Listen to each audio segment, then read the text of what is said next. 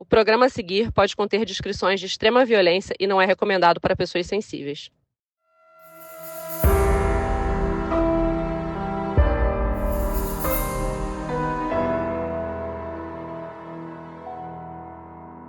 Nosso especial de cultos no Amazon Music chegou ao fim. Foram 3 episódios exclusivos sobre cultos, o Twin Flames, o Heaven's Gate e o caso do Osho. A gente mergulhou em histórias de manipulação, líderes carismáticos, tragédias e muito controle psicológico. A gente espera que vocês tenham gostado desses episódios, dessa jornada, tanto quanto a gente. Todos os episódios já estão disponíveis no Amazon Music, que é gratuito para baixar e ouvir. E se você é cliente Unlimited, ainda tem acesso a audiolivros. Corre pra ouvir se ainda não maratonou e conta pra gente qual caso mais te chocou.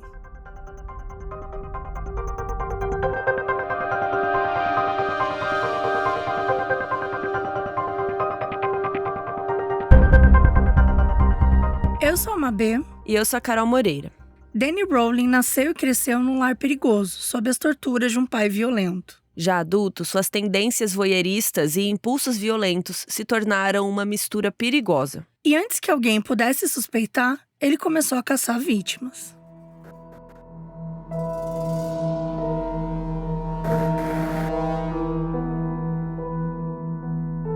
Daniel Harold Rowling nasceu em 26 de maio de 1954, na cidade de Shreveport, uma das mais populosas da Louisiana, lá nos Estados Unidos. Ele foi o primeiro filho do casal James e Claudia. O James era um herói de guerra. Ele tinha sido altamente condecorado na Guerra da Coreia. Ele tinha medalhas super importantes. E depois da guerra, ele se estabeleceu como agente no departamento de polícia de Shreveport. Por isso, a família ficou lá. E ele era um cara muito rígido, grosseiro e nutria um relacionamento abusivo com a Claudia. Quando ela estava grávida do Danny, o James a agrediu várias vezes. Teve uma vez que ele a sufocou e outra que ele chegou a empurrá-la a escada abaixo. O Danny acabou nascendo de um parto bem difícil e 1 ano depois, o casal teve um outro filho, o Kevin. A casa da família Rowling tinha 2 guias importantes, as tradições cristãs e a lei estadunidense. Qualquer um que fosse contra essas doutrinas seria punido pelo carrasco, o James. O cara era um tirano. A Claudia e seus filhos viviam com medo o tempo inteiro. Qualquer passo em falso ou palavra errada era suficiente para o James revoltar e ficar violento. O Danny foi muito exposto à crueldade do pai, antes mesmo de aprender a andar. Quando o Danny tinha apenas 6 meses de idade, o James chutou o filho porque estava engatinhando de um jeito torto. O pai queria que ele tivesse uma boa postura. E assim, imagina chutar um bebê que tá engatinhando, assim, é até difícil falar isso, assim. A Claudia sentia que o James tinha ciúme do Danny, porque sempre que ela abraçava ou fazia carinho no filho, ele ficava revoltado. Ninguém sabe explicar ao certo por que o James odiava tanto o filho. Ele nunca tinha paciência ou compreensão com o bebê. Desde que ele nasceu, o pai chamava ele de fracote e dizia que jamais teria orgulho dele. Quando ele ainda era bem criança, o James falou que o Danny ou morreria ou iria para a prisão antes dos 15 anos, porque ele era um menino sem valor. O Danny era muito apegado ao irmão caçula, o Kevin, gostava de ficar abraçando, cuidando dele, né, normal. Só que quando isso acontecia, o James fazia um escândalo, dizia que homens não deviam amar outros homens, nem expressar carinho, que isso era coisa de mulher, tipo, nem o próprio irmão. Ele também proibia os filhos de chorar, e se eles acabavam chorando por algum motivo, o James chamava eles de termos homofóbicos, assim. E por mais que o James fosse babaca com todo mundo, ele pegava muito mais no pé do Danny em si. Então o Kevin meio que aprendeu a ficar meio que fora do caminho do pai, sabe? Ele fazia as coisinhas dele, obedecia, fazia o que o pai queria que ele fizesse, assim, ele ficava mais na dele.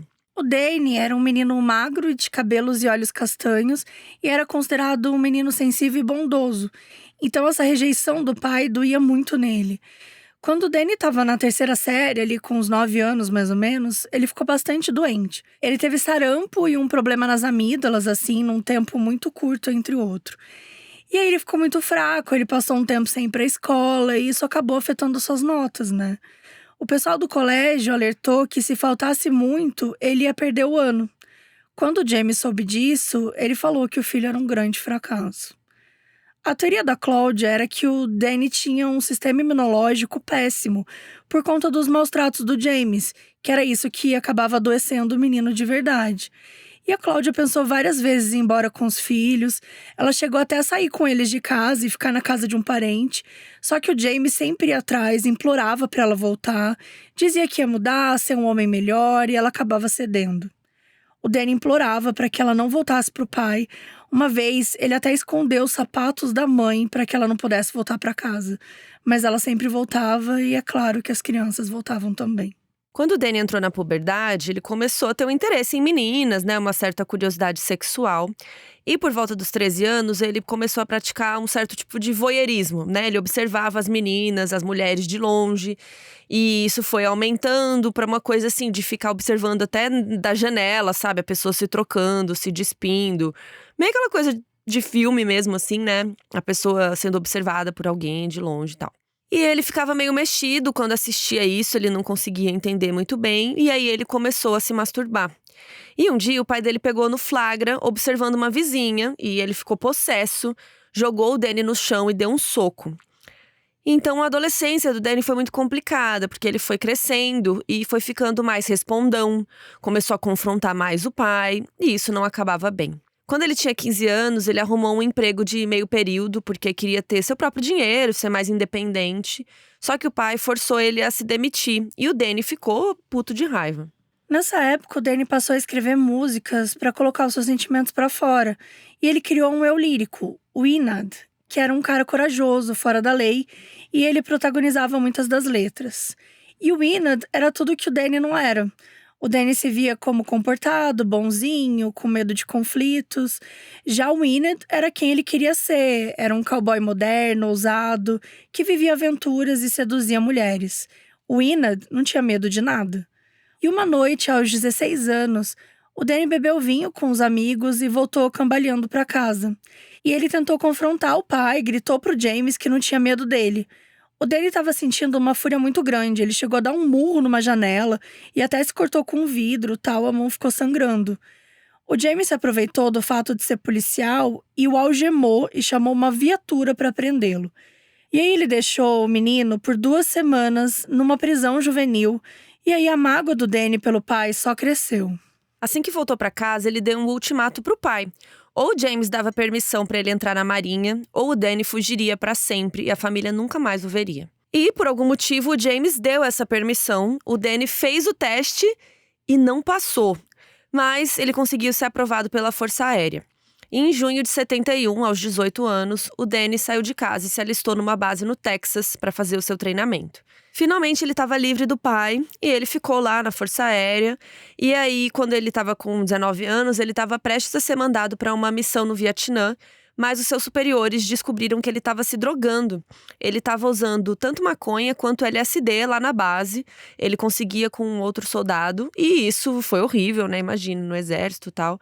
Ele passou 3 meses detido e depois foi dispensado. Por sorte, ele ainda recebeu uma dispensa honrosa lá, tipo, vai embora, né? E aí ele voltou para Shreveport, mas ele se recusou a morar com o pai de novo. Então ele resolveu ir para casa do avô materno.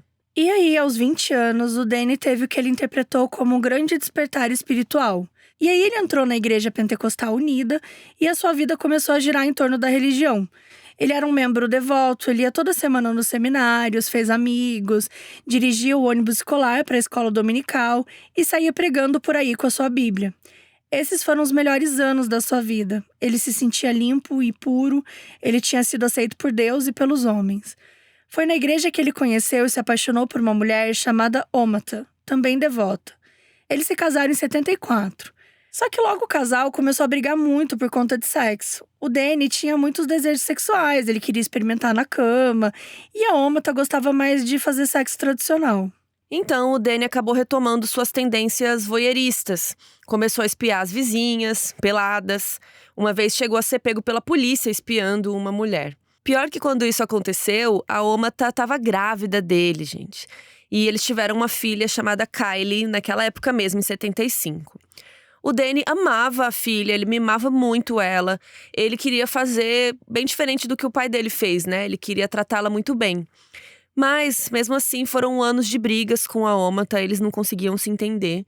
Até que no fim de 78, ela largou o Danny para ficar com um ex-namorado da escola e levou a filha com ela. O divórcio foi finalizado no início de 79. O Danny estava prestes a fazer 25 anos e ele ficou muito mexido. Ele sentia muita dor, raiva, frustração. Ele queria extravasar de algum jeito. E esse jeito que ele encontrou foi cometendo um crime.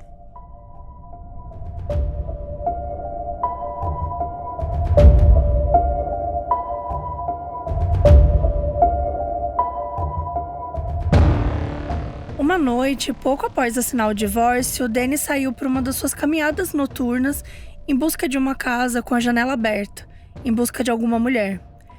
Ele pegou um tecido camurça e fez 2 furos para os olhos, tipo como se fosse uma máscara, uma balaclava. Até que ele encontrou uma moça morena sozinha em casa e, pela primeira vez, ele foi além do voyeurismo. Ele invadiu a casa, rendeu a mulher e abusou sexualmente dela. Aconteceu tudo muito rápido, ela não conseguiu se desvencilhar dele, porque o Danny ameaçou ela com uma forquilha de jardim, sabe? Aquela ferramenta que parece um garfo. E aí, depois do estupro, ele deixou ela sozinha e saiu fugindo, assim. Ele passou o resto da noite se sentindo arrependido, se sentiu um monstro por ter feito algo tão terrível. No dia seguinte, ele acordou e voltou na casa da moça na intenção de pedir desculpas e pedir que ela o entregasse para a polícia. Só que quando ele chegou perto, viu que tinha um homem alto e forte na porta. Ele não sabia se era namorado, um parente, então ele resolveu ir embora.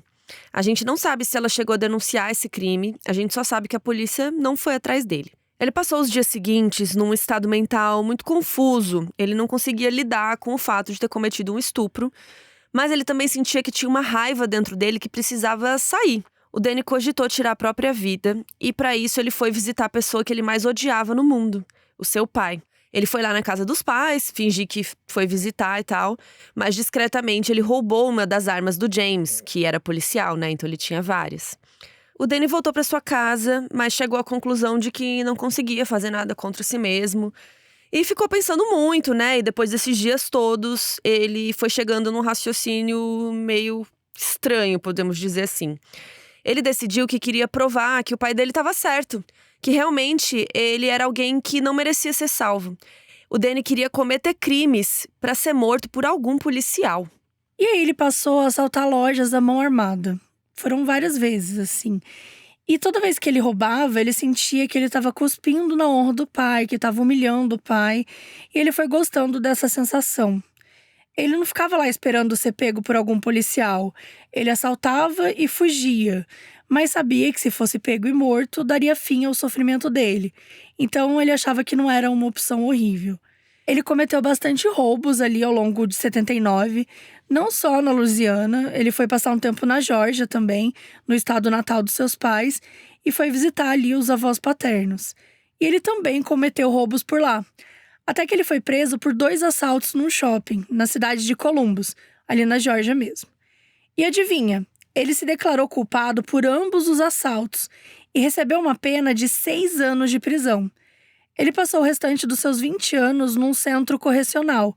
O seu único conforto foi ter certeza de que agora sim, ele era uma grande vergonha para o seu pai. O Danny saiu da prisão em junho de 84, quando já estava com 30 anos. Ele ficou menos de 5 anos preso, foi solto incondicional por bom comportamento. E ele passou a maior parte de 85 viajando por vários estados, pela Califórnia, Flórida, Dakota do Sul. O Danny visitava familiares, conhecia gente nova, cometia assaltos e seguia para outro estado para seguir esse esquema aí. O Danny, nessa época, já era um homem alto, pesava uns 80 quilos, musculoso, atlético, assim. E ele se sentia imponente, confiante. Ele sempre usava óculos e entrava nos lugares se sentindo um rockstar, assim. E ele sempre estava em movimento, ele não queria ficar parado em nenhum lugar. Agora, ele estava tentando viver como aquele personagem que ele tinha criado, o Enad. Ele queria ser um cowboy contemporâneo que enfrenta tudo e todos, assim. Quando não estava roubando, ele pegava bicos em lugares aleatórios para conseguir ir pagando, né, as coisas dele. Nessa época, o Danny criou uma outra personalidade para si, que chamava Gemini, que ele dizia ser uma manifestação do seu lado mais sombrio e violento. Então, o Danny era doce, o Enad era aventureiro e o Gemini era monstruoso. Era como se o Gemini fosse a força por trás dos piores crimes que ele tinha cometido, como o estupro e os outros assaltos. O Danny enxergava ele como uma entidade demoníaca que se apossava dele e obrigava ele a cometer atos terríveis. Ele sentia como se fosse possuído mesmo, que era uma raiva e um impulso descomunal. Ele ouvia a voz de Gemini, né, na cabeça, jurando vingança a todo mundo que fizesse mal para ele, prometendo que mataria uma pessoa para cada ano que ele tinha passado preso, que até então tinha sido 5. Mas logo vieram mais. Porque em 86, o Danny foi preso no Mississippi por um assalto à mão armada, e ele passou mais 2 anos preso. Ele saiu em julho de 88, a essa altura aos 34 anos. Dessa vez, sem saber o que fazer e sem emprego, o Danny se viu obrigado a voltar para o lugar que ele mais odiava no mundo, a casa dos pais, lá em Shreveport. O seu pai, o James, já estava nos 50 e tantos anos e foi se tornando cada vez mais ranzinza com a idade. E depois de décadas cultivando esse desprezo pelo filho, ainda mais depois dele ter ido preso, né? A relação deles não era nada boa. O James sentia nojo do fato que ele era um homem da lei e o filho dele era um criminoso. E o Danny odiava estar ali. A mãe tentava fazer uma mediação ali entre eles, mas não rolava, né? Ficava aquele clima. O Danny acabou arrumando um emprego num restaurante mexicano para tentar conseguir dinheiro para um AP dele e tal. Até que em novembro de 89, o Danny foi demitido. E naquela mesma noite, ele fez algo horrível. Danny saiu pela rua irritado, ele tinha muito ressentimento do pai, raiva por não conseguir se manter no emprego, era um misto de sensações. E ele decidiu ir em busca de uma vítima. Ele se sentia apossado pelo tal Gemini, que era o espírito demoníaco, né, como ele chamava. E qualquer um que entrasse no seu caminho naquela noite ia estar em perigo. E foi exatamente isso que aconteceu. Perto de onde ele estava ali, procurando alguma vítima, morava uma família numa casa, os Grinson. O pai, o Tom, de 55 anos, estava do lado de fora da casa, cuidando do jardim. Eles estavam prestes a jantar. Lá dentro da casa estava a filha dele, a Julie, uma jovem morena e aspirante a modelo de 24 anos, e o neto, de 8 anos, o Sean. O Danny passou e viu o Tom do lado de fora da casa, meio desatento, e decidiu que tinha vítimas à disposição ali. Ele se aproximou e ameaçou o Tom com uma faca militar, e os dois entraram na casa. O Danny mandou o Sean e a Julie ficarem quietos, não tentarem fazer nada, senão eles sofreriam as consequências. Ele pegou duct tape, que é aquela fita prateada, uma fita adesiva, né, americana, sei lá, que a gente vê muito em filme. E ela é bem forte, assim, inclusive eu já vi uma ao vivo. Ela tem como se fosse mini cordinhas dentro, assim. Ela é muito firme, ela amarra mesmo, assim. E aí ele usou isso pra amarrar os 3. E o que se seguiu foi um crime brutal, gente. Realmente muito, muito pesado esse episódio, já é bom até avisar novamente. Primeiro, ele levou o Tom para a despensa da casa e o matou ali, apunhalando várias vezes. Depois ele voltou para a sala de estar e matou o menininho, de um jeito muito violento. Ele virou ele de bruços e apunhalou as costas dele, atingiu, né, vários órgãos, atingiu o coração. Por fim, ele levou a Julie para o quarto. Ele ainda a deixou amarrada enquanto abusava sexualmente dela. Ele deixou marcas fortes de mordidas nos seus seios. Uma vez que ele se satisfez, ele esfaqueou a Julie até a morte. Quando ela já estava morta, ele mexeu bastante no corpo, limpou a região íntima dela com vinagre e tirou os adesivos que a amarravam. E por fim, ele posicionou o corpo de um jeito que foi descrito como sugestivo. A gente não sabe que pose foi essa, mas talvez tenha sido uma posição sexual, né? Por ter descrito assim. O Danny foi embora da casa logo depois e ninguém viu ele. No espaço de uma noite, ele tinha se tornado um assassino, não de uma, mas de 3 pessoas. Ele não foi descoberto. Os corpos só foram encontrados 2 dias depois por um vizinho que foi visitar a família e conseguiu entrar na casa. A polícia não fazia ideia do que tinha acontecido. O crime tinha sido muito violento para ser um ataque aleatório. Parecia um crime passional, mas parecia não ter ninguém que quisesse fazer isso, né, para os Grissom. Nos dias seguintes ao assassinato, Danny se sentiu culpado e foi na igreja pedir aconselhamento de um reverendo, sem contar o motivo, né, claro. Ele também usou bastante droga para entorpecer a própria mente e não lidar com o que ele tinha feito.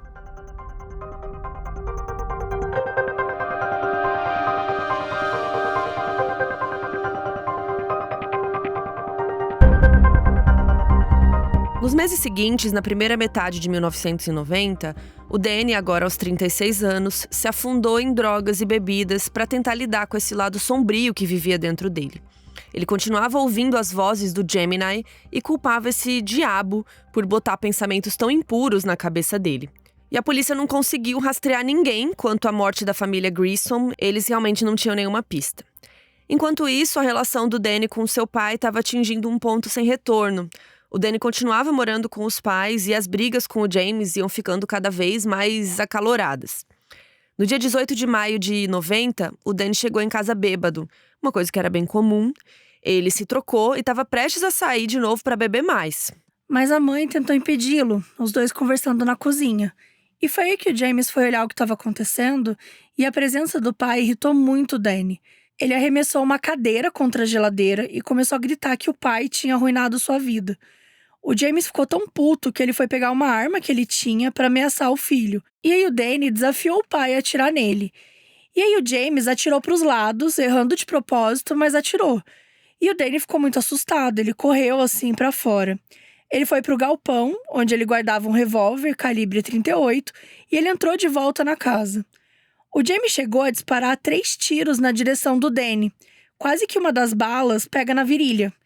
E daí o Danny gritou, "Eu tenho algo pra você desta vez", e deu 2 tiros no pai. Um atingiu o estômago e o outro foi na cabeça, bem entre os olhos. E ele gritou, "Morra, seu filho da puta, morra", e saiu correndo. Ele entrou no carro e fugiu, dirigindo super rápido. A Claudia ligou para a ambulância e o James foi levado às pressas para o hospital mais próximo. Vocês estão sentados? Gente, ele sobreviveu. Ele foi para a cirurgia de emergência e os médicos ficaram chocados porque, gente, uma bala no meio dos olhos, ali entre os olhos, na testa. Eles viram que a bala entrou no crânio e se dividiu em 2. E ela viajou ao redor do cérebro e saiu pela parte de trás da cabeça. Os médicos falaram que foi realmente um milagre, uma coisa que só se vê uma vez na vida. Nunca mais eles veriam nada do tipo, né? Foi, sei lá, era pra ele viver mesmo. Então, rolou cirurgia, foi tudo bem, mas o James ficou com sequelas permanentes. Ele ficou cego de um olho e surdo de um ouvido. E aí a polícia começou uma caçada ao Danny, né? Por tentativa de homicídio contra o próprio pai. E ele resolveu que não iria se entregar de jeito nenhum. Ele se escondeu num motel e assim que a poeira baixou, ele foi embora do estado de Louisiana. Sendo que ele tava louco, né? Pra polícia matar ele, quero cometer crime, quero ser pego. Né? Acho que ele desistiu aí do nada. O Danny passou os meses seguintes fugindo pelos Estados Unidos. E ele foi assim pra vários estados, sempre cometendo roubos e usando dinheiro pra ele continuar se movendo ali. Ele tinha um plano de ir pra bem longe, ou para as ilhas do Caribe, ou até mesmo para a Jamaica. E para isso ele precisava passar pela Flórida, que é considerada a porta de entrada para o Caribe, porque ela é próxima de algumas ilhas, tipo Bahamas. Só que o dinheiro dele acabou, e ele até tinha o suficiente para uma passagem de ônibus para a Flórida, mas não para o sul do estado, onde ele queria chegar. O máximo que ele conseguia ir era para Gainesville, que fica na parte norte-central da Flórida. Mas já era melhor do que nada, então ele foi. E o Danny ouviu na cabeça a voz do tal Gemini, esse espírito, né, diabólico dele. E o Gemini falou que era pra ele ir lá, sim, que Gainesville era o seu grande destino. E é lá nessa cidade que fica a Universidade da Flórida. Então, uma cidade muito universitária, sempre com aquela população jovem, estudantes, né? Até hoje é assim. O Danny sabia que era um lugar cheio de meninas bonitas, sozinhas, né? Muitas deixavam suas famílias em outros estados para estudar lá. E aí ele chegou lá em agosto de 90, 3 meses depois de atirar no pai. Sem dinheiro para pagar uma hospedagem, o Danny montou um acampamento numa área arborizada e conseguiu comprar uma barraca individual por $20. Ele usava as próprias roupas como travesseiro e também roubou utensílios que seriam úteis ali no dia a dia, tipo uma chave de fenda, umas luvas e fita adesiva. Poucos dias depois de chegar à cidade, ele resolveu que iria atrás de mais vítimas.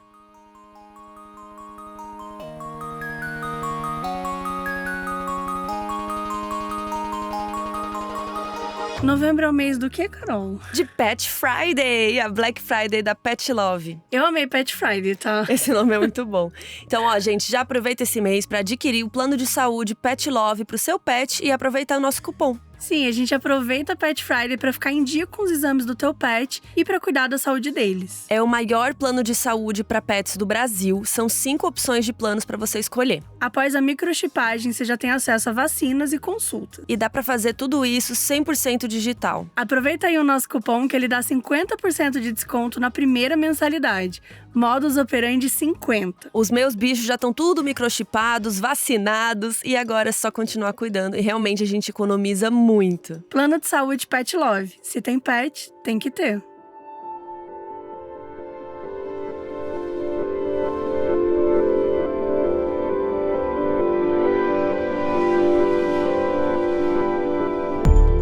Christina Powell era uma jovem branca de 17 anos, com cabelo castanho e muito meiga, sempre sorridente. Ela era de Jacksonville, também ali na Flórida, e tinha acabado de ser aprovada na universidade. Então os pais ajudaram ela a se mudar para Gainesville. São cidades próximas, assim o trajeto de carro leva 1h30, 2 horas. Quando ela estava procurando apartamento, a Christina conheceu uma menina chamada Sonia Larson, de 18 anos, que também tinha sido aprovada na universidade. A Sonia era de Deerfield Beach, também ali na Flórida, mas mais longe. Era uma viagem bem mais longa. As duas ficaram amigas e resolveram alugar um apartamento juntas. Elas pegaram um AP duplex, assim, bem legal e espaçoso. Os pais da Christina, então, ajudaram na mudança e depois voltaram para a cidade deles. Faltavam uns dias para a universidade começar e as meninas aproveitaram para curtir e conhecer mais a cidade, os seus futuros colegas e tal. Até que, de alguma forma, elas foram visadas pelo Danny. O acampamento dele ficava bem próximo da área onde elas moravam. E provavelmente ele viu 2 jovens na rua e as perseguiu para ver onde moravam. Na madrugada do dia 24 de agosto, a Christina estava dormindo no sofá da sala, enquanto a Sonia dormia no quarto lá de cima, né? Porque era um duplex. O Danny conseguiu entrar no apartamento, arrombando a porta dos fundos, enquanto as meninas estavam dormindo, elas não ouviram. Ele estava usando uma máscara de esqui marrom, para não ser reconhecido, e luvas de couro esportivas, para não deixar impressões digitais. Ele tinha uma pistola automática e a faca militar, que ele sempre usava. Quando entrou no apartamento, a Christina estava lá no sofá e ele deixou ela lá. Ele subiu para o quarto onde estava a Sonia e a esfaqueou no tórax, do lado esquerdo, enquanto ela ainda dormia. Ela obviamente acordou, começou a gritar, mas o Danny colocou aquela fita adesiva na boca dela para abafar os gritos. Ela tentou muito lutar, mas o Danny acabou esfaqueando ela várias vezes nos braços, na coxa, no corpo todo. E antes que ela perdesse a consciência, o Danny sussurrou no ouvido dela que voltaria assim que ela estivesse morta. Ele desceu as escadas e, enquanto isso, a Sonia faleceu sozinha no quarto. Lá na sala, o Danny encontrou a Christina acordada, mas paralisada de medo. Ele usou fita adesiva para tapar sua boca, amarrou suas mãos para trás. Ele cortou as roupas da Christina com a faca e abusou sexualmente dela. E ela ficou inerte, assim, durante o abuso. Provavelmente ela estava realmente muito paralisada pelo medo. O Danny foi muito agressivo, ele espancou as nádegas dela até ficarem roxas. Depois virou ela de bruços e esfaqueou 5 vezes nas costas. E deixou a faca alojada nela. Foi uma morte lenta. A Christina passou alguns minutos tentando se arrastar ou emitir algum som até que ela faleceu. Depois disso, o Danny subiu para o quarto, pegou o corpo da Sonia e deixou numa posição que novamente foi descrita como sugestiva. Ele tirou todas as roupas dela e só não abusou sexualmente de novo porque achou que ela estava ensanguentada demais. O Danny então desceu as escadas, tirou a faca e a fita adesiva da Christina e praticou necrofilia. Ele cortou os mamilos dela e guardou num saco plástico, que depois ele descartou na sarjeta. Ele foi embora, e ele sabia que o que tinha feito era só o início de uma terrível onda de assassinatos.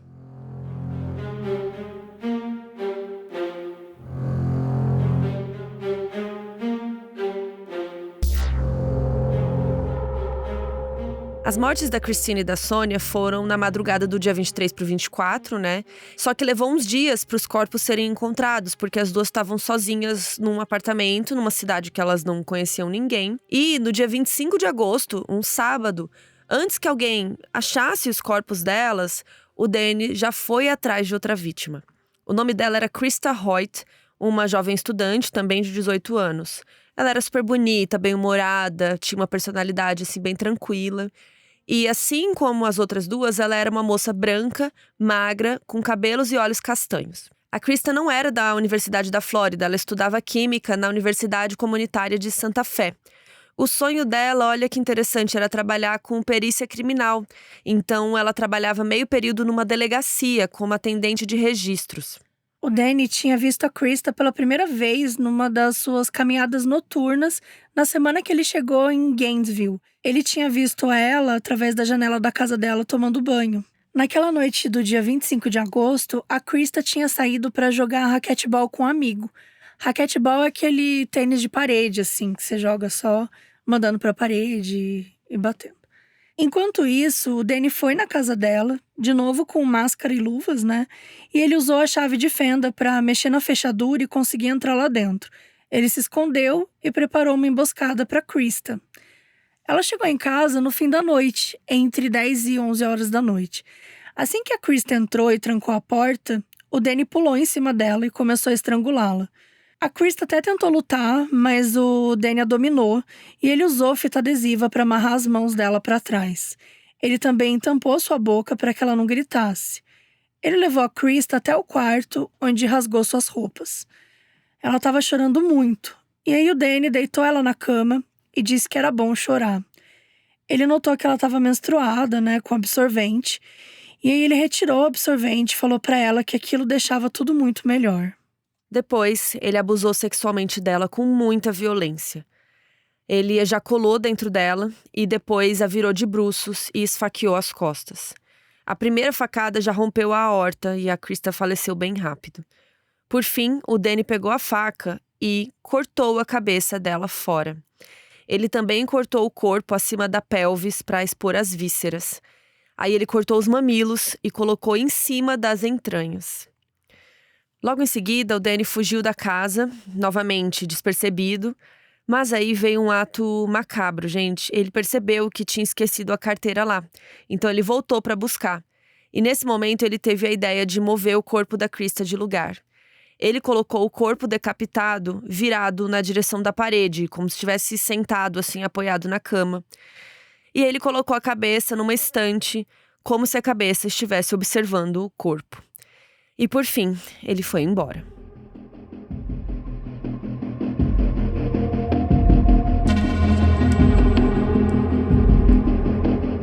Recapitulando, o Danny matou as duas companheiras de quarto, a Christina e a Sônia, de quinta para sexta, numa madrugada. E aí, na noite de sábado, ele matou a Krista. E até então, nenhum corpo tinha sido encontrado. Ao longo desse final de semana, os pais da Christina ligaram várias vezes para falar com ela, mas ela não atendia. Eles acharam que ela podia estar ocupada, fazendo novos amigos, tal. Até que no domingo, no dia 26, eles resolveram fazer uma surpresa. Eles foram lá para a cidade ver como a filha estava, porque as aulas iam começar no dia seguinte. E era um trajeto rápido, né? Quase 2 horas. Quando eles chegaram no prédio, eles se surpreenderam, porque tinham vários bilhetes grudados na porta. Eram outros universitários que tinham tentado falar com as meninas por telefone, não conseguiram. Então botaram convites de eventos em post-its e grudaram lá na porta da casa delas.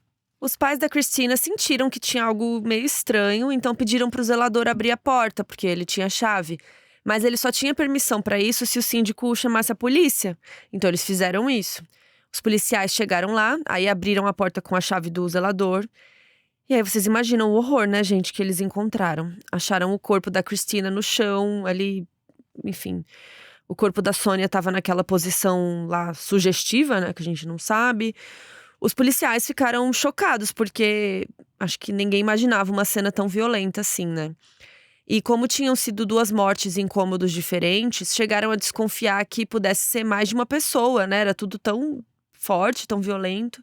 Mas depois constataram que tinha sido realmente um criminoso só, que ele tinha usado a fita adesiva para deixar as meninas presas enquanto se deslocava de um ambiente para o outro. Rapidamente, um alerta foi emitido e a notícia se espalhou. Imagina essa bomba, né, saindo na mídia na véspera do começo das aulas. Muitos estudantes ficaram com medo, alguns até voltaram para suas cidades natais, assim, até tudo se resolver. Naquele primeiro dia, ninguém sabia direito o que estava acontecendo. Então rolaram vários boatos nos bares universitários. Por exemplo, falaram que 2 meninas tinham sido mortas num ritual satânico promovido por um culto. E a gente sabe que não era nada disso, né? Quando chegou a segunda-feira, no dia 27, a outra vítima, né, a Krista, não apareceu para trabalhar. Ela trabalhava numa delegacia, ela era uma jovem super pontual, comprometida, então eles acharam estranho ela nem ter ligado para avisar. Então 2 oficiais foram na casa dela para ver se estava tudo bem e deram de cara com aquela cena perturbadora. Ela foi a vítima que o Danny decapitou e deixou a cabeça, né, como se estivesse olhando para o corpo.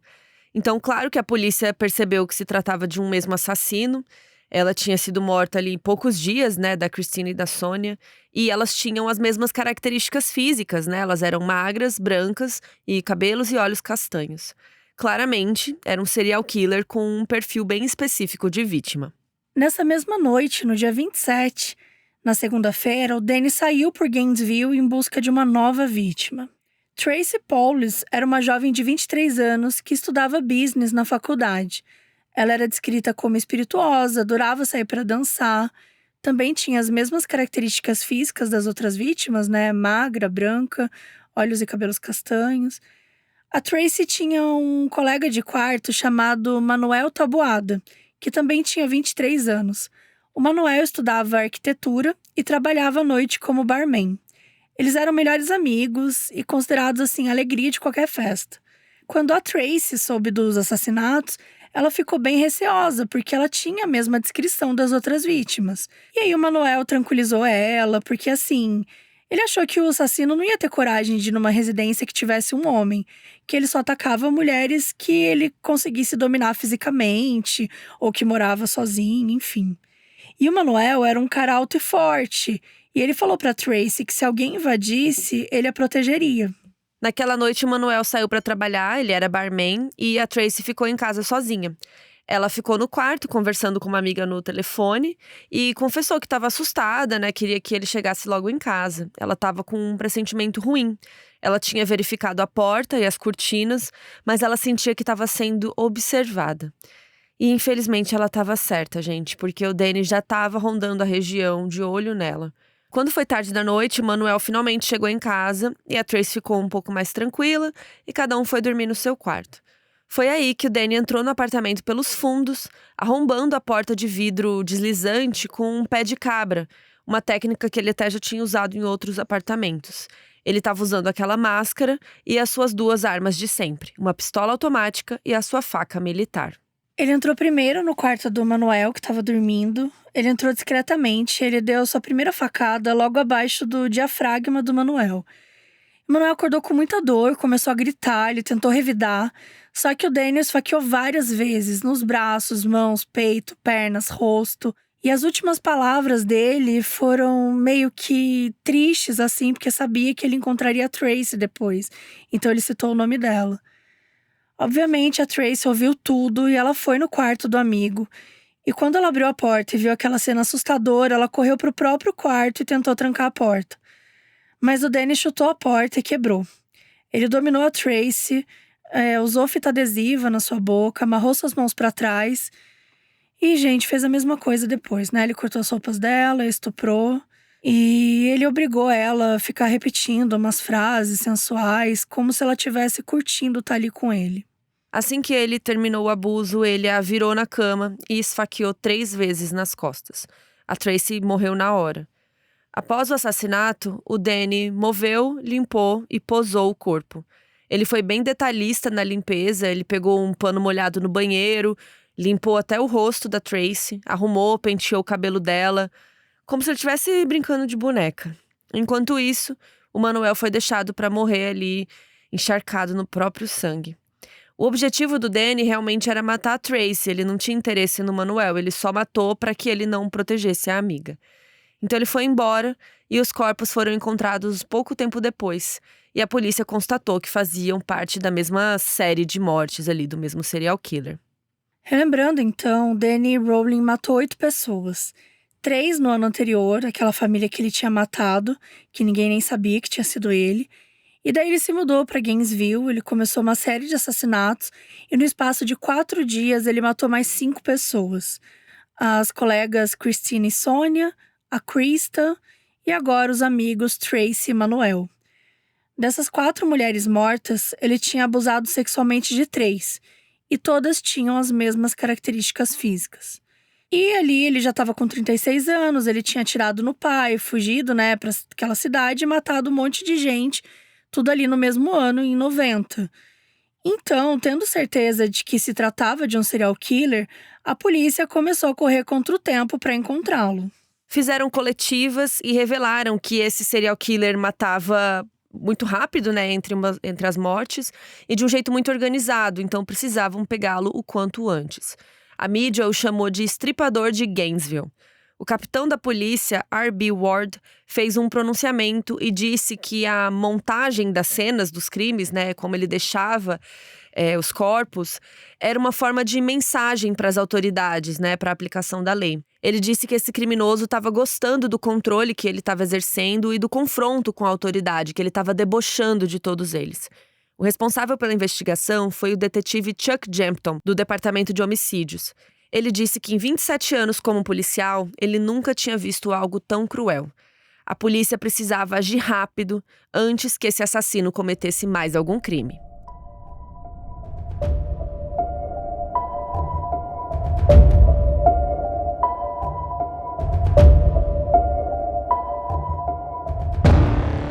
Mabê, imagina se a gente estivesse ocupada caçando serial killers e do nada você descobre que eu estou escondendo alguma coisa secretíssima de você. Não, já ia xingar. Não dá, né? Não dá. E em The Hunting Party, isso fica cada vez mais tenso. Enquanto eles ainda estão tentando capturar os assassinos que fugiram da prisão, começam a surgir pistas de que a explosão daquela prisão pode ter sido planejada. E o pior é que os serial killers continuam agindo por aí, cada um com um modus operandi diferente. E cada episódio é um novo caso de arrepiar. É o tipo de série que mistura a ação com mistério. E quando você acha que entendeu o negócio, vem uma outra reviravolta. É bem por aí. E a nossa perfiladora criminal tá no meio desse caos todo, tentando caçar os fugitivos e entender o que tem por trás dessa conspiração. Tem suspense, segredos, traições e muitos serial killers perigosos. Tudo isso em The Hunting Party, série original Universal Plus, que já tá todinha disponível para você maratonar.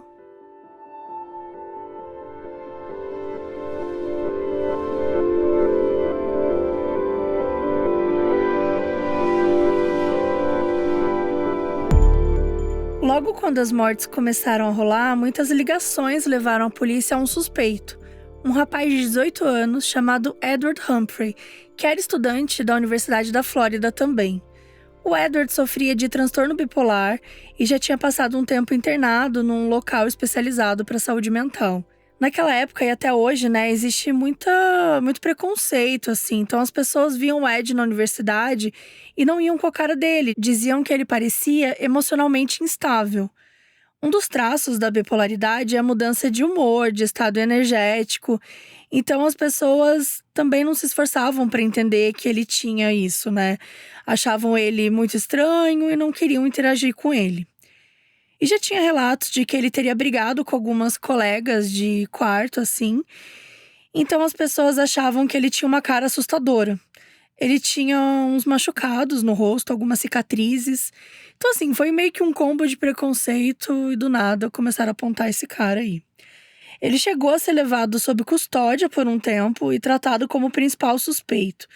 Mas a polícia acabou comparando o DNA dele com o encontrado nas cenas dos crimes e não conseguiram nenhum match, nada que indicasse a presença dele lá. Enquanto isso, mesmo com esse suspeito apreendido, o verdadeiro culpado percebeu que o cerco estava se fechando em Gainesville.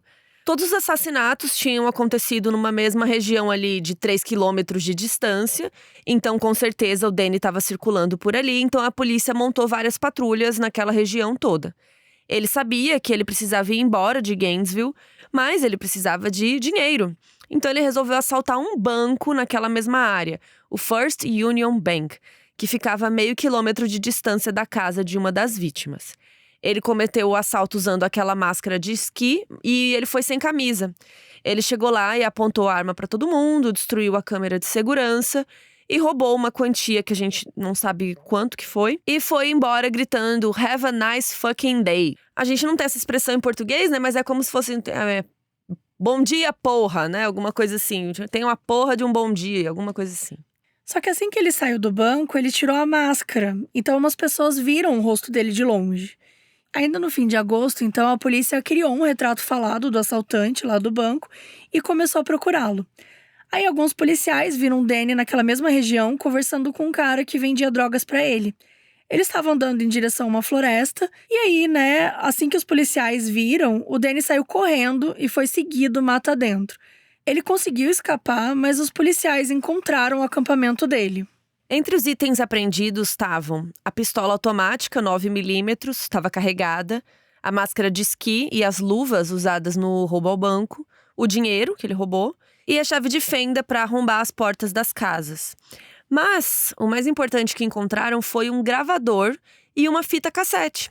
Eles não colocaram a fita para tocar imediatamente, deixaram ali com outras evidências. Mas assim, né, você não ficaria curiosa? Gente, pelo amor de Deus, se vai que ele uma tem gravação, vai que coisa. ele gravou um assassinato ou uma confissão, né, enfim. Uhum. Mas, né, quando finalmente colocaram para tocar a fita, foi um choque. A fita tinha 2 seções. A primeira era uma carta de despedida que o Danny tinha gravado para sua família. Ele mandava uma mensagem para a mãe, que era para ela seguir em frente sem ele e não ter noite sem dormir por causa dele. Ele disse que a amava e pedia desculpas pela dor que tinha causado. E ainda ali tinha 11 músicas originais escritas por ele e ele cantava a letra ali da música. A segunda sessão tinha sido gravada ali mesmo, logo antes dos assassinatos. Ele descreve o ambiente do acampamento, fala do som dos grilos e diz que estava ali na cidade para cumprir uma missão. Ele desligou a gravação dizendo que ia fazer algo. Esse algo, né, provavelmente era os primeiros assassinatos ali, que foi da Christina e da Sonia. Mas nessa gravação ele se identificou. Falou que se chamava Danny Rowling e era isso que a polícia precisava, né? Agora eles tinham o nome dele, sabiam exatamente onde procurar. Depois de sair de Gainesville, o Danny continuou na Flórida, procurando formas de fugir. Como ele não tinha ficado com o dinheiro do roubo, né, ele estava zerado. E aí, em 7 de setembro de 1990, 10 dias após o último assassinato, ele foi parar na cidade de Ocala, na Flórida. Ele assaltou uma mercearia. Depois do roubo, ele tentou fugir em um Mustang prateado, roubado, né, mas conseguiram chamar a polícia e ele foi perseguido. Ele dirigiu em alta velocidade e vinham as viaturas, polícia, de moto e tal. Até que ele se distraiu um pouco ali na perseguição e o Mustang colidiu com outro carro. E aí ele acabou sendo cercado pela polícia e não teve outra opção. Ele arremessou o saco de dinheiro para fora, né? Saiu do carro e se ajoelhou. E foi preso pelos policiais locais por roubo à mão armada. Mas vejam bem, foi por esse roubo aí. A polícia não sabia que o Danny estava sendo procurado, que ele era um serial killer, nada disso. Mas não demorou muito para os policiais de Gainesville descobrirem onde o Danny estava. Como ele já estava preso mesmo, a prioridade agora era comprovar que era ele o responsável pelos crimes ali, né? E para isso, realizar um teste de DNA com os itens apreendidos dele e os vestígios das cenas dos crimes. O Danny tinha tipo sanguíneo B e conseguiram ligar esse mesmo tipo sanguíneo ao encontrado nas 3 casas onde tinham acontecido os assassinatos. E assim, lembra que antes de tudo isso, ele tinha matado uma família lá em Louisiana, né, em 89, que era o pai, uma filha e um neto. A polícia ficou sabendo desse crime também por conta de uma denúncia de uma mulher chamada Cindy. Ela era da mesma cidade do Danny, Shreveport. Ela era conhecida, assim, dele, não ia muito com a cara, mas o Danny sempre conversava com o marido dela. E a Cindy achava o Danny muito estranho. Ele sempre falava do seu hobby de usar facas. E depois que ele saiu de Shreveport, ela viu os casos de Gainesville e achou parecido com o que tinha acontecido lá em Shreveport, né, da família morta. Aí ela ligou para os detetives, conversou com eles e rolou uma investigação lá na cidade de Shreveport, né. Provavelmente acionaram a polícia ali da jurisdição, né, porque é outro estado. Mas no fim não conseguiram provas certeiras que ele que estava envolvido. O teste de DNA ali da cena deu inconclusivo, porque já tinha 1 ano do crime, a cena já tinha sido contaminada inúmeras vezes desde então. A gente só tá aqui falando desse crime porque ele mesmo se gabou desse homicídio triplo para um colega de cela depois. E o colega que revelou isso para os policiais, e também, enfim, né, bate tudo certinho com o modus operandi dele e tal. Mas ele não pôde ser acusado formalmente por esse crime, porque era simplesmente circunstancial, né? Eles não tinham provas tão fortes assim. O que a promotoria faria depois era acusá-lo das 5 mortes de Gainesville, porque essas sim eles tinham várias evidências.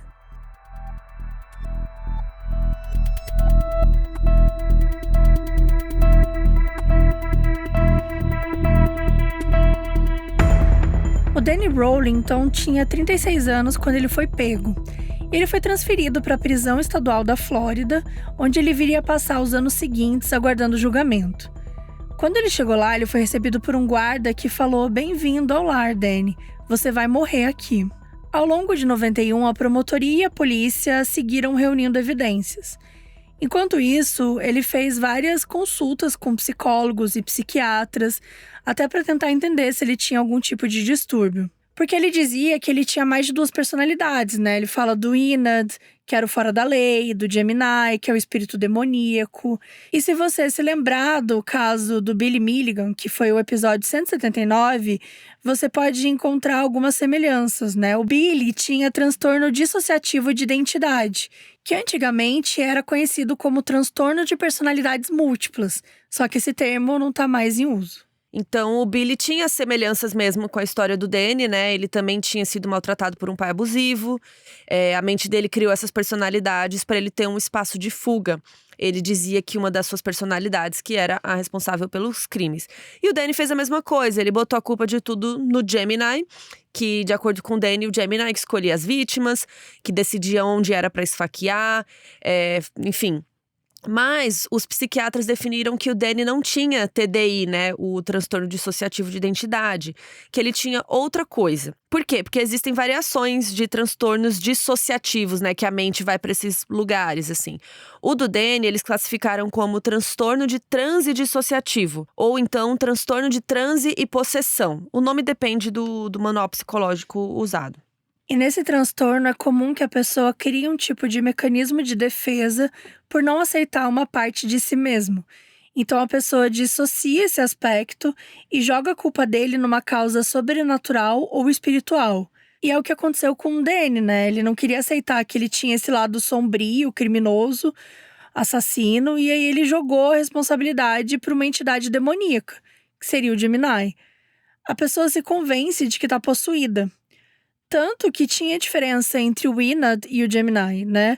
O Enad é aquele outro personagem, o lírico das músicas, alguém que ele queria ser. E o Gemini, o demônio que se apossava do corpo dele, uma entidade separada mesmo. Um dos psiquiatras, o Dr. Robert Sadoff, falou que o Danny lidava com o mundo através de fantasias, satisfação de desejos e expectativas irracionais. Além disso tudo, ele ainda foi diagnosticado com um transtorno de personalidade limítrofe, que vocês conhecem bem, é o borderline. Esse transtorno tem muita instabilidade emocional, impulsividade, medo do abandono. Para o Dr. Sadoff, esse mix de transtorno de possessão com o borderline tornava o Danny inimputável, ou seja, que ele não tinha as capacidades mentais para ser julgado normalmente. E uma outra coisa que foi descoberta pelos psiquiatras é que existia alguma questão materna, porque todas as jovens que o Danny matou tinham um tipo físico parecido com o da mãe dele.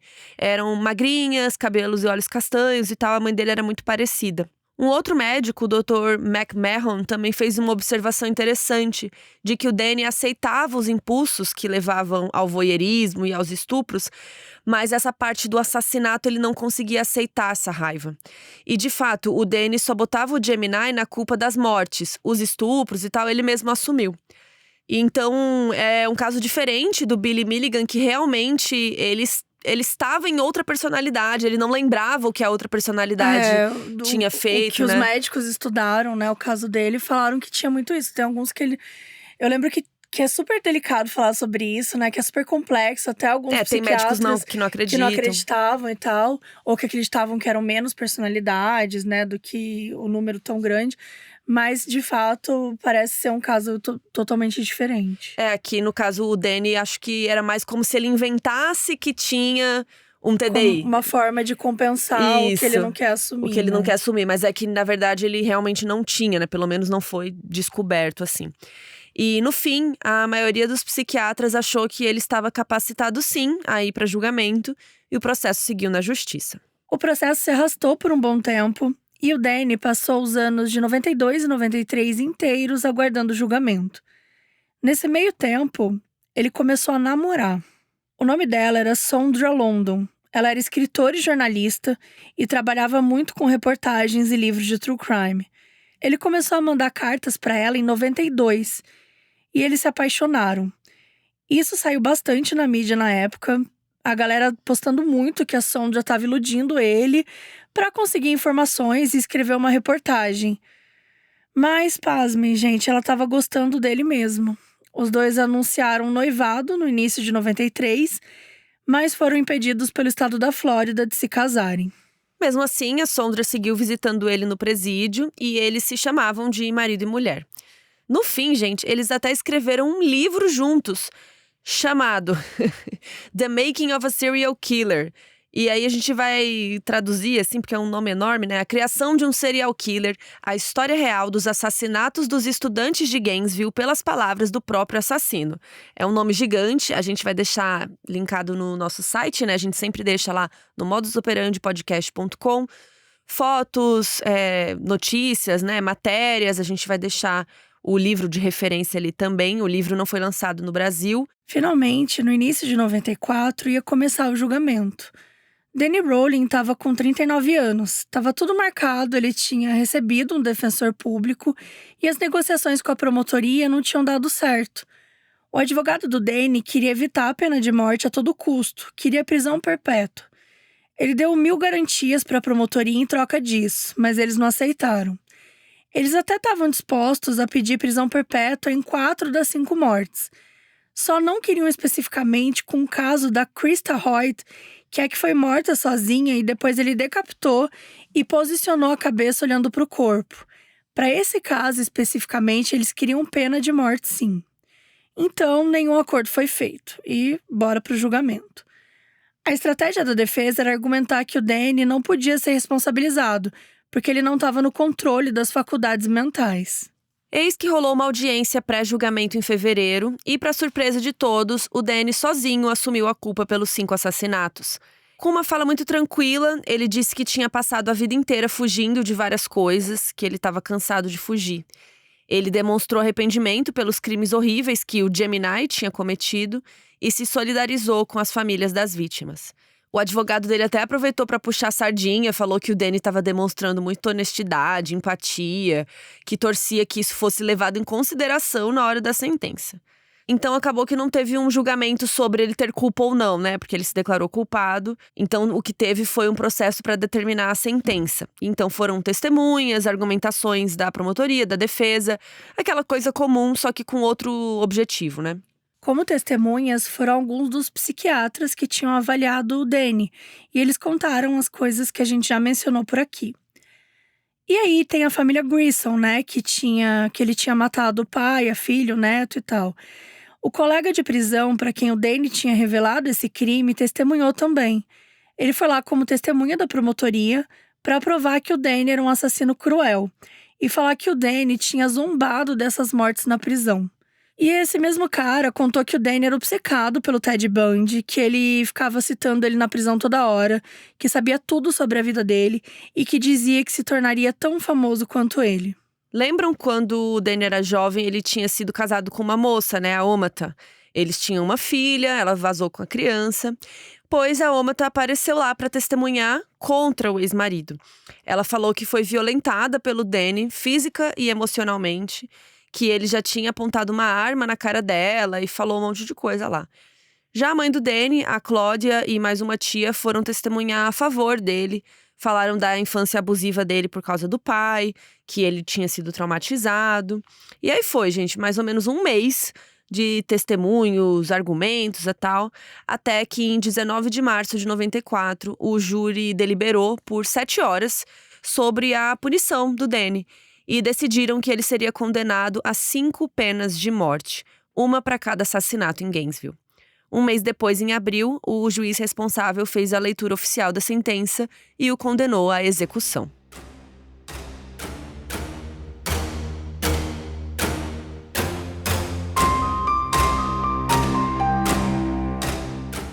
Não se tem tantas informações sobre como foi a vida do Danny no presídio a partir daí. Sabemos que ele continuou na prisão estadual da Flórida e em algum momento ele ficou na ala psiquiátrica, porque ele tentou atentar contra a própria vida e aí colocaram ele lá. Enquanto isso, a família dele, a mãe Claude ainda ia visitá-lo uma vez por ano, mas o James, o pai, ele tentava proibir a esposa de ir. E o Danny teria demonstrado arrependimento por ter atirado no pai anos antes. Quando a Cláudia tinha testemunhado a favor do filho, ela estava com um estado de saúde bem fragilizado. Ela estava enfrentando um câncer de fígado bem agressivo. Um dia antes do Danny ser condenado, ela estava vendo a cobertura sobre ele, assim, na TV e tal, quando o pai chegou em casa, né? O James chegou e se irritou com o fato dela estar assistindo algo do filho deles e tal. E o James atacou a esposa, ele a espancou brutalmente e ainda arrancou os tubos que estavam implantados por causa do câncer, né, por causa da quimioterapia. E depois disso, a Cláudia abandonou o marido e passou um tempo morando com a irmã e depois com o Kevin, o outro filho deles.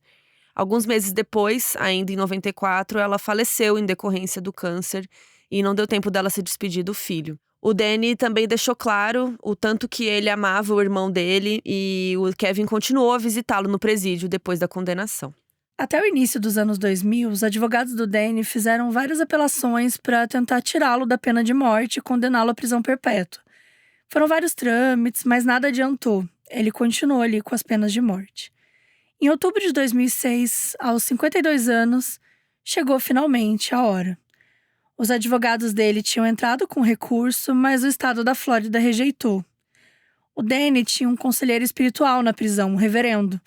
E antes dele ser executado, ele admitiu ser o responsável pelo assassinato da família Grinson, que ele tinha matado ali na cidade natal e tal.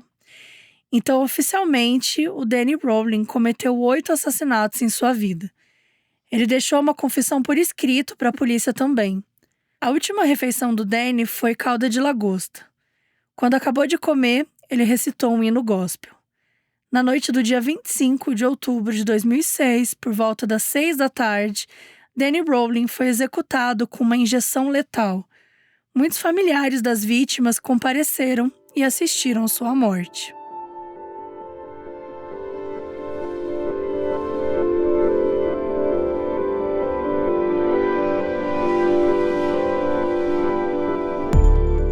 O Danny Rowling acabou sendo a principal inspiração para uma das franquias de terror mais queridas da história, Pânico. Em 94, o caso dele estava muito em alta por causa da condenação e tal, e o ABC fez um programa especial de 1 hora, relembrando os crimes e tal. Na época, o Kevin Williamson era um aspirante a ator e roteirista, que estava tentando sua grande chance lá em Hollywood. Ele assistiu a esse especial e ficou horrorizado, mas também muito fascinado, né? Uma história tão complexa e tal. E durante o comercial, ele ouviu um barulho em casa e viu que era algo na janela. E a janela estava aberta. E ele ficou bem assustado, porque ele tinha acabado de se mudar para aquela casa. E ele não tinha percebido ali a janela aberta. O Kevin foi na cozinha, pegou uma faca e ligou para um amigo, para desabafar que estava com medo de alguém ter entrado na casa. Ele vasculhou os cômodos e o amigo no telefone ainda deu uma zoada nele. Não vai lá fora, porque senão o assassino vai entrar enquanto você estiver fora. O Kevin dormiu assustado naquela noite, ele teve vários pesadelos e ele acordou umas 3 vezes, assim, de madrugada. E assim que ele acordou de manhã, ele começou a escrever, gente, uma das cenas mais icônicas do cinema, né? A cena de abertura do Pânico, na qual a Drew Barrymore tá sozinha em casa e é caçada por um serial killer. O resto é história, vocês sabem. Pânico saiu em 96, escrito pelo Kevin e dirigido pelo craque do terror, né, Wes Craven. E depois disso, tudo que o Kevin tocou virou ouro. Ele que escreveu Eu Sei O Que Vocês Fizeram no Verão Passado, Dawson's Creek, Vampire Diaries. O cara é foda. E ele continua envolvido na franquia do Pânico, que existe até hoje, né? Ele dirigiu o 7º filme, que lança em 2026. O Kevin criou aquele vilão original da franquia, né, o Ghostface, mas ele bebeu dessa fonte do Danny, né, em vários elementos, porque o Ghostface usa uma máscara e tem uma faca como sua principal arma, igual ao Danny, né, só que no filme eles colocaram uma máscara diferentona, né, pra ficar bem característica. O Danny matava estudantes universitários e o Ghostface no primeiro filme mata pessoas do colegial, mas no segundo já é na universidade. E assim como o Danny, o Ghostface tem uma certa teatralidade, de forma de se dizer assim, né? No pós-morte, ele colocava poses, ele esfaqueava, né? Era bem grotesco, assim. Então, realmente tem uma inspiração. Em 2022, o Discovery Plus lançou um documentário chamado Pânico, a história por trás do filme, que está disponível lá no HBO Max. Sinceramente, gente, é uma pegada de doc paranormal bem sensacionalista. 2 pessoas fazendo uma investigação paranormal na casa onde o Danny cresceu. Então, assim, se quiser, assiste lá. E já a franquia Pânico, para quem quiser assistir, é o seguinte: dos 6 primeiros filmes, 5 estão disponíveis no Paramount Plus. O único que não tá lá é o 4. O 4 tá no Prime Video. E o primeiro também tem no streaming do Mercado Livre. Então, assim, tem bastante opções aí para vocês. É uma franquia que roda sempre, né? Os filmes já estiverem em quase todos os streamings. Então é capaz de, quando o episódio sair também, isso mudar. Então dá uma olhada. Sempre muda, né? E é isso, a história do Danny Rowling é bem perturbadora e marcada por muita violência. É um caso que foi muito forte na mídia e na cultura estadunidense, a ponto de ter inspirado uma franquia famosa de filmes.